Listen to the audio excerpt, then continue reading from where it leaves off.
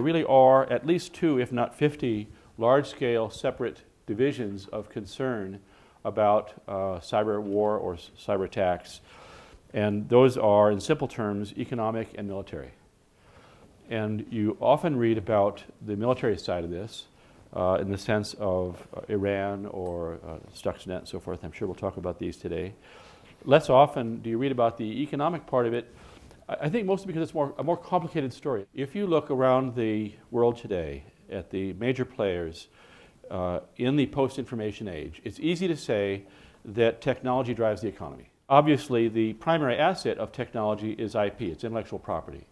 So we can look at intellectual property, we can try to imagine where is it created on a daily basis, and how does it move. And if you have that map in your mind, a global map of that in your mind, put big red arrows where it's embedded and where it moves, whether it's moved by theft or moved by dislocation somehow, it could be spying, it could be purchase, it could be forced disclosure, whatever it is, that map is the best map I know of to predict wealth in the future. In 2007, Jonathan Edwards, who was then the head of GCHQ in Britain, sent a letter to all 300 of the top CEOs in Britain in which he said, if you believe that your crown jewel IP is still safe, you are mistaken. In fact, I believe it's possible now at this stage, this advanced stage of the game, for that level of economic parasitism to exist that would actually slow down the global economy. I really believe that we should have some geo-cyber stability. And there are 4 basic premises, and one is that I believe a certain amount of critical infrastructure should be declared sacred and off limits for attack. And people can say, well, gee, that's pretty bold. How could we possibly do that? Look at Iraq War. We went in and we destroyed the communication systems. Yes, that's true, but we have engaged in cyber warfare, cyber conflict activities probably more than any other country.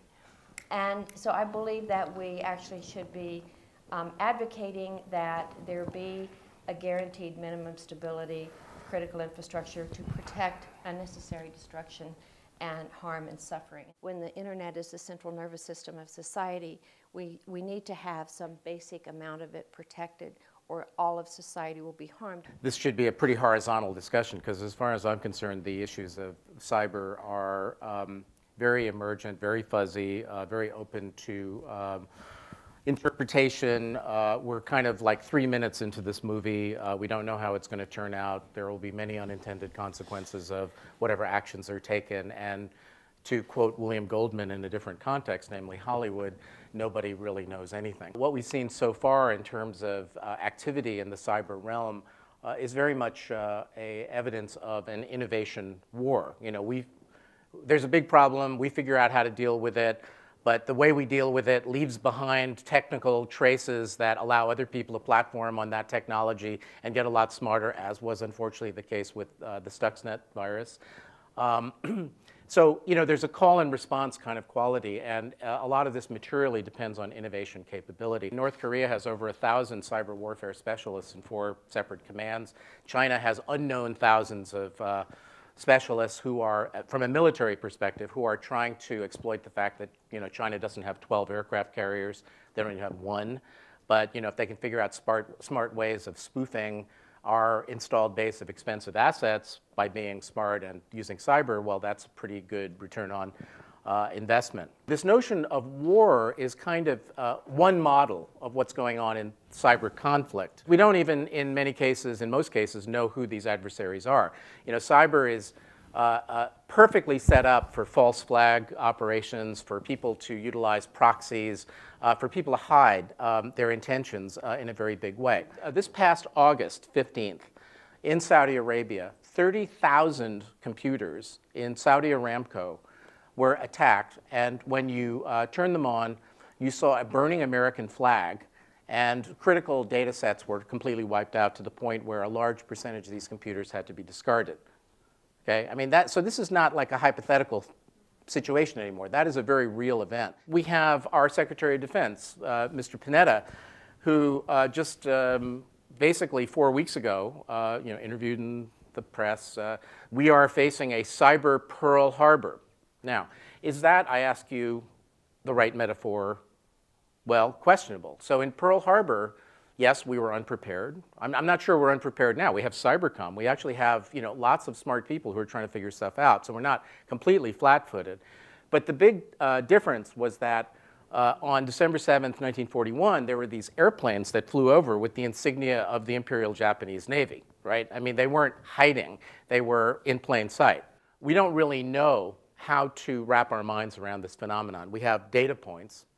And that what is really important is to try to figure out a robust metaphor or set of metaphors that can guide further investigation. So if war is not necessarily the right metaphor because we're not talking necessarily about winners anymore. I mean, what does it mean to win in cyber? You know, it could be that, you know, I satisfy my weird psychological itch to wreak destruction on other people, or, you know, I'm a terrorist and I see satisfaction in people getting killed, or, you know, I steal a lot of money, or I believe that, you know, I'm an anarchist, right? So I believe that, you know, I should be able to destroy the institutions of society. Is that war? Not by any traditional metric. There was a famous quote by the head of the IRA that said,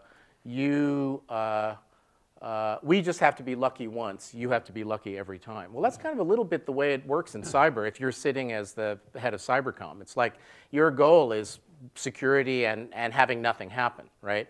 So is wellness the metaphor? Because then, you know, you have an immune system, you know, you got the T cells and the B cells, and the viruses come in and you can either, you know, deal with them or not.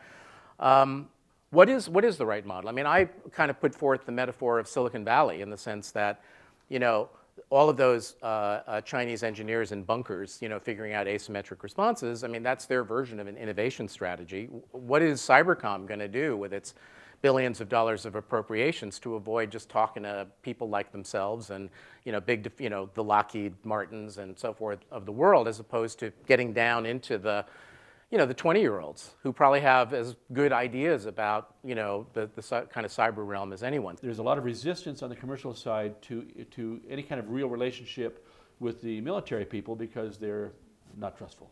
So the corporate people are not trustful. There's a reluctance on the corporate side to allow true cooperation with the military. Would you comment on that for a minute? Yeah, sure. So this is actually a very real issue and part of what I would consider to be included in the innovation agenda for our country vis-a-vis cyber, which is, you're right. I mean, the military is probably the largest body of, you know, intentional work on, you know, methodologies and strategies for addressing this issue. With exceptions like DARPA, the military has not been that great at being able to speak the language of the commercial sector, reach out to the commercial sector, and also get beneath the behemoth companies to the startups and the, you know, domain experts and the smaller kind of entrepreneurs. At the same time, you said the issue of trust, and I think that's very real. If I'm a company and I got hacked, robbed, you know, plundered, blown up, whatever, I may or may not be completely forthcoming about what happened because I may be embarrassed. I may, you know, want to keep that information to myself. So the question of how to create the right kind of rules of engagement for collaboration are very material and don't exist right now. And we have a situation, which I won't describe in detail, where the NSA was aware of an attack, told the attack victim. They said, no, we're not being attacked. They said, yes, you are being attacked. Right. And now they're taking the stuff out of your, and they know that it's not happening, and then they finally realize what's happening. Right. So it can be that one agency knows, or one group of military-related people knows, but the attack victim doesn't know. Well, exactly. And there's been a crescendoing tempo of attacks on U.S. financial institutions just over the last few months. I mean, in terms of intrusions or attempted break-ins of one kind or another. So, you know, the military monitors this, or Cybercom monitors this, and it is in possession of information. But the rules of engagement in terms of how it then communicates with the commercial sector are undefined. Unless we have a policy that is firm in terms of how we're going to protect intellectual property, then we ought to stop with the whining in the press and get on with just wholesale defending ourselves. Another thing that people fail to understand is there is this sense that the NSA at some level is omnipotent. They cannot look within the IT infrastructures of the physical United States. So they have tremendous information about everything that goes on outside the United States, but by law, they cannot look at what's going on inside the United States. We're used to having wars between and among nation states. Again, as John points out, criminals, where does the criminal activity end and warlike behavior begin? We now have evidence that criminal groups are collaborating with nation states. The criminals, believe it or not, have a big data problem. They have such a wealth of credentials that they don't know how to necessarily monetize all of them. So what do they do if they do get a password from an executive at Lockheed Martin? Do they rob his checking account, or do they sell that credential to a nation state? They get a lot more money selling those credentials to nation states. On the flip side, the nation states are now selling their sophisticated APT-oriented attack to criminals. For those nation states that might not have the capability to prosecute a cyber war, why not subcontract some of these criminal groups to launch a distributed denial of service attack on the target of your choice? Hacktivists are clearly a problem. They're anarchists in a large sense, and they are potential perpetrators of a cyber attack or cyber warfare. In addition, terrorists who have nothing to lose and everything to gain by blowing things up, they would like to prosecute cyber warfare. So we have to understand that it's not just nation states, it's actually criminal groups and what we call non-state actors, which would be the hacktivists and the terrorists. In terms of mutually assured destruction, I do think that is a emerging de facto among nations that understand the rules of warfare, whether they're codified or not. In other words, you take out my power grid, I'm going to take out your dam if I have that capability to perpetrate such a destructive attack. My worry is that rogue nation states, states that sponsor terror, and terrorists that have nothing to lose won't abide by this concept of mutually assured destruction. What I'm seeing is an evolution from intrusion. In other words, get inside a network, copy intellectual property, steal credit cards, steal passwords, steal money from checking accounts, going from intrusion to disruption. And the example that John gave of the distributed denial of service attacks on the New York banks is clearly an example of disruption. If you're going to have economic sanctions on my company, if you're going to unleash something like a Stuxnet on me, if you're going to do something to me in cyberspace, I'm going to come after you with at least a proportional attack to disrupt you. And if I get even more sophisticated, I go to the next level, which is to destroy something. I believe that in the next 12 to 18 months, I could see, in terms of either disruption, and hope to God not destruction, but I could see, at least in terms of disruption, I would say that there's a good probability in the next 12 to 18 months that we will see a disruptive event in this country. Is it fair to say that there are probably actors of the type you've mentioned who already have the work finished? Essentially, the traps are set, and the question is, do they push the trigger or not? The capability exists, and that's what I worry about. I understand the capabilities. I do see attacks that obviously go unreported in the press.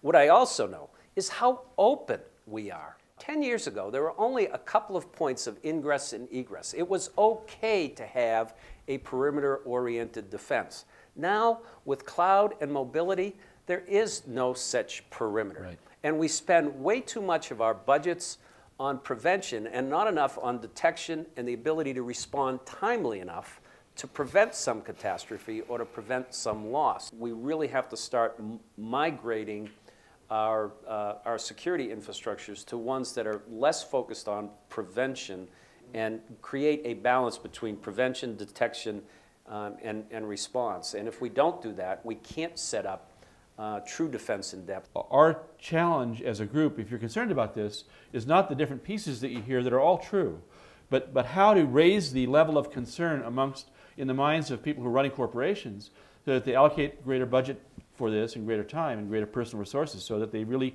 convince their own people that this isn't 19th on the list, this is #1 on the list.